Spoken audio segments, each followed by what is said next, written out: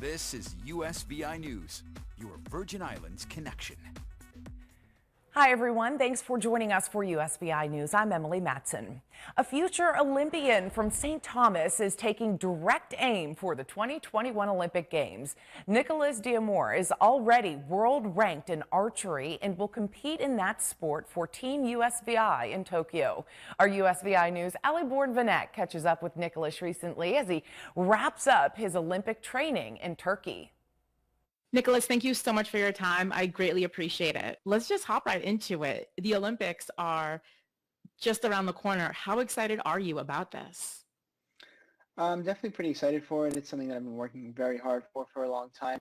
My training has been extremely hardcore, and I'm glad that all my training is now paid off, and I'm glad to be going to the Olympics.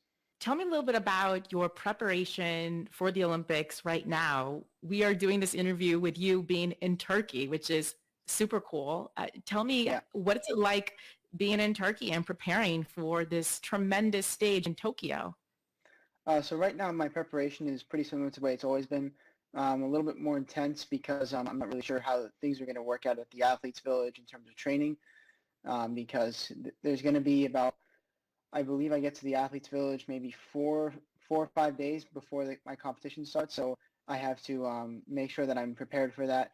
And there will probably be quite a bit of downtime. So I'm not sure how the training is going to work out. So training a little bit harder than normal. And also I'm here in Turkey. I'm training here with the Turkish national team. The guy who's the number 1 on the Turkish team is actually the number 2 in the world, and I'm number 4 in the world right now. So he's a good training partner as well. What are some of your goals going into the Olympics? I know as an athlete, you're training as hard as you can to win and to do your very best, but maybe you could share what some of your goals are for the Olympics. My goals for the Olympics are the same as they've always been since day one. That's to go there and win a medal, and but that's my end result goal. My process goal is just to stay in the present moment at all times, focus on myself, and focus on each shot as its own. So my goal there is just to perform the way I know I can, and if I perform the way I know I can, then I'll definitely be a contender on the podium, if not a gold medalist by the end of it. For sure, for sure. Well, you have a lot of people cheering for you here back at home. Nicholas, is there anything else that you'd like to share? No, nothing else I'd like to share, I don't think. Just that I'm really happy that I'm able to represent my territory. I'm really thankful for everything the Olympic Committee has done for me over the years, and I'm so excited to go to the Olympics and put on a show for the entire territory. So I hope everyone's watching. Awesome. Well, congrats again, and we're super excited, and we wish you all the best. All right, yes, we'll definitely be keeping an eye on Nicholas. Best of luck to you as you aim for the gold. Well, in the face of rising COVID-19 cases in Japan, officials there have made the decision many have speculated about for recent weeks now. The games will go on, but without spectators at all. Fans were formally banned as of Thursday from viewing the games in person when they open in just 2 weeks now. The International Olympic Committee and the Japanese organizers made the announcement Thursday, reducing the games to a made-for-TV event. Fans from abroad were banned months ago, and these new measures will not permit even Japanese fans at any venue. Protests have been held throughout the city regularly by people wanting a total stop to the games over rising health concerns. Positive cases of COVID-19 are spiking here in the territory. There are currently 99 active cases in the VI. Positive case counts have risen over the past week. There are currently 42 in St. Croix, 56 in St. Thomas, and cases haven't gone up at all in St. John, where there is just 1 positive case of COVID-19 being reported there. The COVID-19 vaccination campaign may have prevented hundreds of thousands of deaths in the U.S. That's according to a new report from the Commonwealth Fund and Yale University. Researchers studied the impact of the vaccination program on the pandemic's trajectory from December 12th through July 1st. They found that more than 279,000 deaths and nearly 1.25 million hospitalizations may have been averted. However, the study authors say these gains may be lost due to the spread of the Delta variant among those who are unvaccinated. So everything from flights, hotels to car rentals are more expensive this summer. Experts say those soaring prices are caused by a strong rebound in demand across the travel industry. But here's why it's not necessarily keeping American travelers at home. Get ready for a pricey 2021 summer vacation. Experts tracking prices in several categories in the travel sector saying prices are soaring and breaking records. Our weekend average daily rate right now in hotels are higher than what we've ever seen. According to data from hotel research firm STR, prices for hotels are up 44% from last year.